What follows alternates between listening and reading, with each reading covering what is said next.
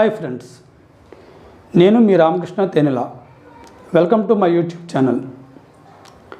గతంలో ప్రతి కాంపిటేటివ్ ఎగ్జామ్స్లో జీకే మాత్రమే ఉండేది.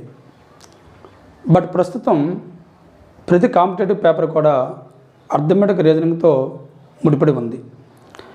అయితే ఈ అర్థమెటిక్ రీజనింగ్లో మీరు మంచి ప్రతిభ సంపాదించాలంటే ఖచ్చితంగా వేగం, ఖచ్చితత్వం, అలాగే డిఫరెంట్ థింకింగ్ అనేది కావాలి. ఇలాంటి వాటిని మీకు అందించడం కోసం నేను ఈ యూట్యూబ్ ఛానల్ని ప్రారంభించాను. ఈ యూట్యూబ్ ఛానల్లో వచ్చిన వీడియోను చివరి వరకు చూసి నచ్చితే లైక్ చేసి మీ వాళ్ళందరికీ కూడా షేర్ చేసి సబ్స్క్రైబ్ కూడా చేసుకోండి. అయితే ఈ అర్థమెటిక్ రీజనింగ్లో లాజికల్ థింకింగ్ మీకు ఎంతవరకు ఉందనేది తెలుసుకోవడం కోసం నేను 5 క్వశ్చన్స్ని బోర్డు పైన రాసి ఉంచాను. వీటిని మీరు బాగా పరిశీలించి మీకు ఆన్సర్ తెలిస్తే కామెంట్ సెక్షన్లో తెలియజేయండి. ఈ వీడియో చివరిలో వీటికి సంబంధించిన ఆన్సర్స్ నేను మీకు తెలియజేస్తాను. అయితే దీనికి ముందు మీకు ఒక మంచి లాజిక్ క్వశ్చన్తో ఈ వీడియోని ప్రారంభిస్తున్నాను.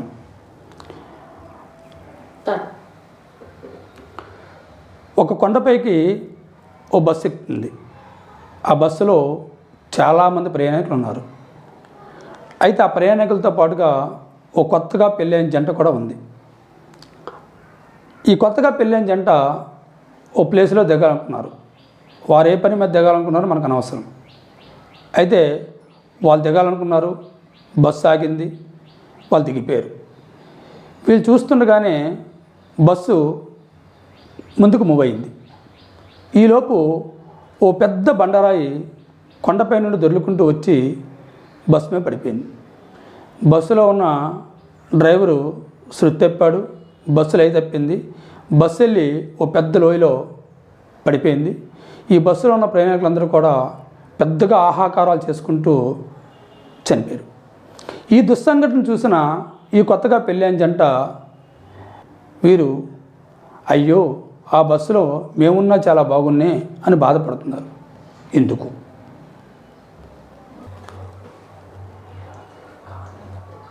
అయితే మరి ఇప్పుడు మనం క్వశ్చన్స్లోకి వెళ్దాం.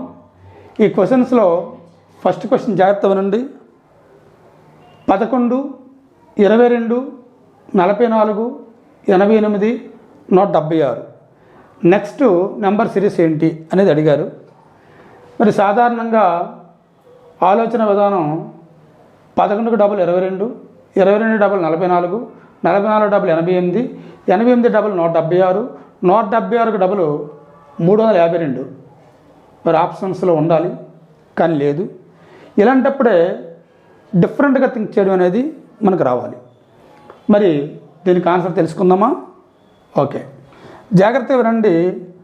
11కి 11 కలిపితే 22, 22కి 22 కలిపితే 44, 44 44 కలిపితే 88, 88కి 88 కలిపితే 176, మళ్ళీ 176కి 176 కలిపితే ఆప్షన్స్లో లేదు. కాబట్టి ఇప్పుడు మన ఆలోచన విధానం ఎలా ఉండాలంటే ఈ 11కి 11కి లింక్ ఏంటి అనేది చెక్ చేస్తే 11ను తిరగేసి రాసిన 11 కలిపితే 22, 22 తిరగేసి రాసిన 22 కలిపితే 44, 44 తిరగేసి రాసిన 44 కలిపితే 88, 88 తిరగేసి రాసిన 88 కలిపితే 176, 176ని తిరగేసి రాయండి 671 కలిపితే 847.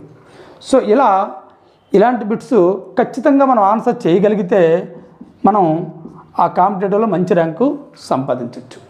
అలాగే సెకండ్ క్వశ్చన్ జాగ్రత్తగా వినండి. 12ని 36గా రాయొచ్చు, ఇది ఎనాలజీ అంటారు.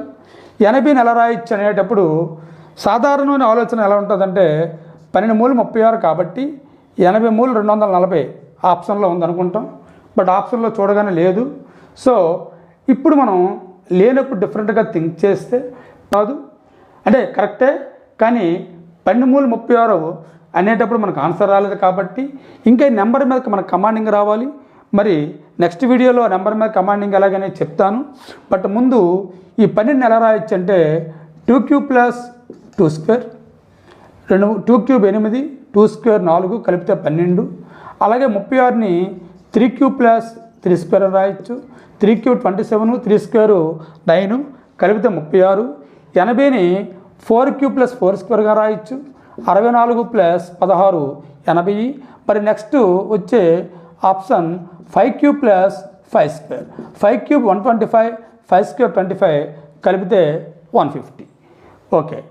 నెక్స్ట్ సాధారణంగా ఇక్కడ లెటర్స్లో కూడా ఎనాలజీ అనేది ఇవ్వడం జరుగుతుంది. మరి ఏఎన్ను ఎన్ఏగా రాస్తే పీక్యూని ఎలా రాస్తారని అడిగాడు. ఏఎన్ని సాధారణంగా ఏం ఆలోచిస్తారంటే ఎన్ఏగా రాసేటప్పుడు తిరగేశారు, పీక్యూని తిరగేస్తే క్యూపీ ఆప్షన్లో ఉందనుకుంటాం. బట్ ఆప్షన్లో లేదు కాబట్టి ఇక్కడ మళ్ళీ డిఫరెంట్గా థింక్ చేయడం అనేది అలవాటు అవ్వాలి. మనం A to Z రాసేటప్పుడు ఏ నుండి ఎన్ వరకు కూడా ఒక పేరు, అలాగే ఫస్ట్ హాఫ్ అంటాం. ఏ నుండి ఎం వరకు కూడా ఫస్ట్ హాఫ్ అంటాం. ఎన్ నుండి జెడ్ వరకు కూడా సెకండ్ హాఫ్ అంటాం. మరి అలాంటప్పుడు ఏఎన్, బిఓ, సిపి, అలాగే డిక్యూ, ఈఆర్ ఇలా మనకి పేర్స్ కింద మారుతాయి కాబట్టి మరి ఇక్కడ అబ్జర్వ్ చేస్తే ఏఎన్, ఎన్ఏ. ఓకే. మరి అలాగే పీక్యూకి చెక్ చేసుకుంటే మనం బాగా అబ్జర్వ్ చేయండి సిడి. ఇంకా ఈజీగా ఐడెంటిఫై అవ్వాలంటే ఖచ్చితంగా 2 లెటర్ల మధ్య డిఫరెన్స్ 13 ఉంటే అదొక పేరు కింద మనం తీసుకుంటాం. అంటే చిన్న లెటర్ అయితే +13 చేస్తాం, పెద్ద లెటర్ అయితే -13 చేస్తాం. ఇక్కడ ఏ చిన్నది కాబట్టి +13 చేస్తే 14 ఎన్ వచ్చింది. ఎన్ 14 కాబట్టి మరి 13ని తీసేసేయండి. సో 1 వచ్చింది. అలాగే పి అనేది 16లో నుండి 13 తీసేసేయాలి కాబట్టి 3 వచ్చింది. క్యూ 17 కాబట్టి ఇది కూడా పెద్దదే కాబట్టి -13 చేస్తే 4 వచ్చింది. ఓకే. సో ఇలా మన సిడి అనేది ఆన్సర్ కింద రాయొచ్చు. మరి అలాగే నెక్స్ట్ చూస్తే ఎంఎన్ని ఎన్ఎంగా రాసాం. ఇది కూడా మనం ఏమనిపిస్తుంది అంటే ఎంఎన్ తిరిగేసాడు ఎన్ఎంగా రాశాడు, పీక్యూని తిరిగేస్తే క్యూపీ ఆప్షన్లో లేదు కాబట్టి వాడు ఆప్షన్స్ తప్పించాడని మనం ఆలోచించే ప్రమాదం ఉంది. బట్ మళ్ళా మనం బాగా ఆలోచిస్తే ఇక్కడ ఏఎన్బిఓ అలా ఎలా ఫేర్స్ అయ్యాయో ఈ A to Z వరకు ఉన్న లెటర్స్లో ఫస్ట్ నుండి లెఫ్ట్ నుండి రాసే ఫస్ట్ లెటరు, రైట్ నుండి రాసే ఫస్ట్ లెటరు అంటే ఈ రెండు కూడా ఒక ఫెయిర్ అవుతుంది.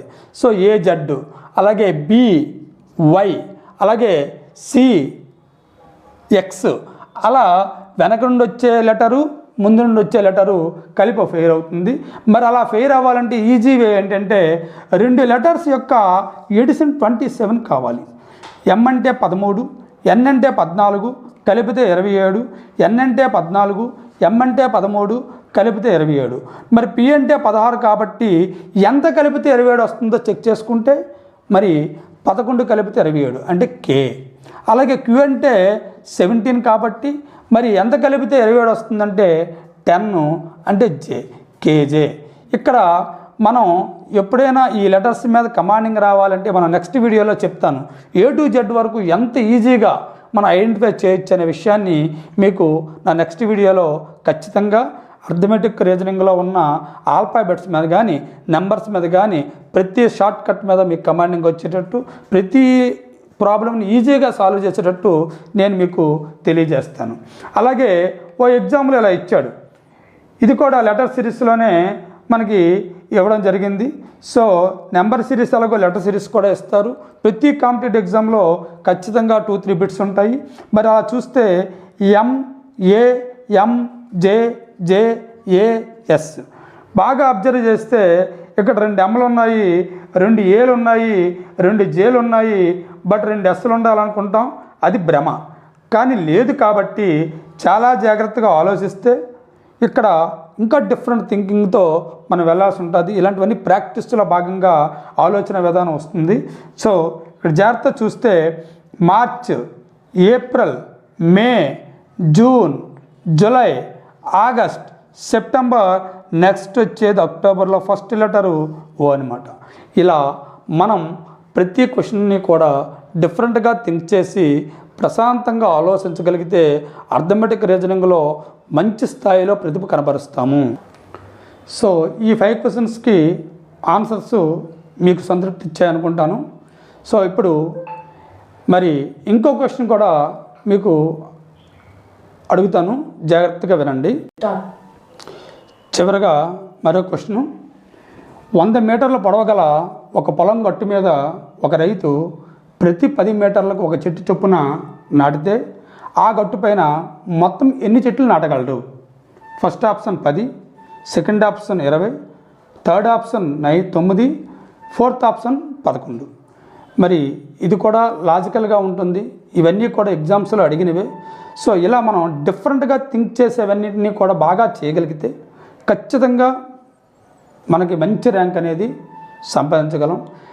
ఇలాంటివన్నీ కూడా మీకు నా ప్రతి వీడియోలోనూ చెబుతూ మిమ్మల్ని అలర్ట్ చేస్తూ అర్థమెటిక్ రీజనింగ్లో నిష్ణాతులు చేయగలడం అనేది నా సంకల్పం. దయచేసి ఈ వీడియోలన్నీ కూడా చివరి వరకు విని ఖచ్చితంగా లైక్ చేసి మీ వాళ్ళందరికీ కూడా షేర్ చేయండి. సబ్స్క్రైబ్ చేసుకోవడం మాత్రం మర్చిపోకండి. ఓకే ఫ్రెండ్స్, మరి దీనికి ఆన్సరు జాగ్రత్తగా ఆలోచిస్తే చాలామంది 100 మీటర్లు పొడవగలిగిన పొలం కాబట్టి ప్రతి 10 మీటర్లకు ఒక చెట్టు కాబట్టి 100/10 మరి కట్ చేస్తే 10 చెట్లు అని చెప్పేసి అనుకొని ఫస్ట్ ఆప్షన్లో పెట్టేసి బయటకు వచ్చి హ్యాపీ ఫీల్ అవుతారు. కానీ మరి బాగా అబ్జర్వ్ చేయండి, ఇక్కడ నెగిటివ్ మార్క్స్ కూడా చాలా ఎగ్జామ్స్లో ఉంటాయి కాబట్టి వాడు మనల్ని తప్పుదోవలో నడిపించడానికి కోసం మాత్రమే ఇలాంటి క్వశ్చన్స్ ఇస్తాడు. జాగ్రత్తగా ఆలోచిస్తే మనం ఒక 100 మీటర్ల పొడవగలిగిన గొట్టు అనుకుంటే ప్రతి 10 మీటర్లకి ఒక చెట్టు కాబట్టి 10 చెట్లు పడతాయి. కానీ మొదటి వేసిన చెట్టుకి డిస్టెన్స్ అవసరం లేదు కాబట్టి ఇక్కడ ఎక్స్ట్రా ఒక చెట్టు పడుతుంది.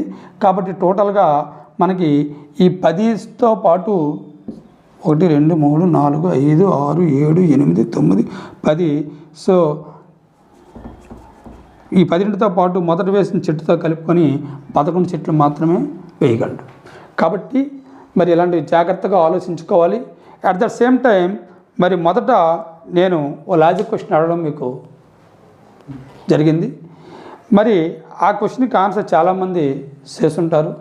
బట్ ఇక్కడ లాజికల్గా థింక్ చేయాలి, ఆన్సర్ పాజిటివ్గా ఉండాలి, అట్ దట్ సేమ్ టైం అవతల వాడిని సంతృప్తి పరిచేటట్లు ఉండాలి. మరి దానికి ఆన్సరు నేను చెబుతాను, జాగ్రత్త వినండి. ఈ కొండపైకి బస్సు వెళ్తున్నప్పుడు ఈ కొత్తగా పెళ్ళైన జంట దిగాలనుకున్నారు. అయితే ఈ బస్సుతో సంబంధం లేదు, ఈ బండరాయి అనేది సర్టెన్ టైంలో పడాల్సి ఉంది కాబట్టే పడింది. అయితే ఇక్కడ మీరు జాగ్రత్తగా ఆలోచిస్తే వీళ్ళు దిగారు కాబట్టే అక్కడ బస్సు ఆగింది.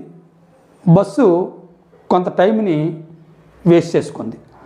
అలా వేస్ట్ చేసుకోవడం వల్ల మాత్రమే కరెక్ట్గా బండరాయి పడే టైంకి ఆ బస్సు వెళ్ళి ఫిక్స్ అయింది. కాబట్టే ఆ బండరాయి బస్సు మీద పడడం జరిగింది. బస్సులో ఉన్న ప్రయాణికులందరూ చనిపోయారు. ఒకవేళ వీళ్ళు దిగుండకపోతే బస్సు అక్కడ ఆగి ఉండేది కాదు. బస్సు ఆ టైంని దాటి కొద్ది ముందుకు మూవ్ అయ్యి ఉండేది. సో బండరాయి తర్వాత పడి ఉండేది. సో బస్సులో ఉన్న ప్రయాణికులందరూ కూడా సేవ్ అయి ఉండేవారు. అంతే తప్ప మనం గాబరాలో వీళ్ళు చనిపోదాం అనుకున్నారండి, లేదా ఇంకోటి ఆలోచిస్తాం.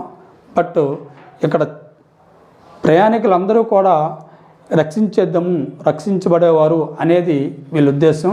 ఇలా మనం పాజిటివ్గా ఆన్సర్స్ తెలియజేస్తే మనం ఒక కాంపిటేటర్గా కరెక్ట్ వేలో వెళ్తున్నట్టు. Okay, thank you. సో ఇలాంటి క్వశ్చన్స్ చాలా నేను ప్రతి వీడియోలో అడగడం జరుగుతుంది, మిమ్మల్ని జాగృతం చేసేది. అలాగే మన అర్థమెటిక్ రీజనింగ్లో షార్ట్ కట్స్ కానీ లేదా ఆలోచన విధానం మెరుగుపరుచుకునే విధానాలు కానీ ఇవన్నీ కూడా మీకు తెలియజేయడం జరుగుతుంది.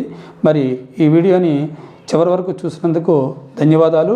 మరి ఇలాంటి వీడియోలు మరిన్ని రావాలంటే మీరు మాకు మీ యొక్క సహకారం అందించాల్సిన అవసరం ఎంతైనా ఉంది.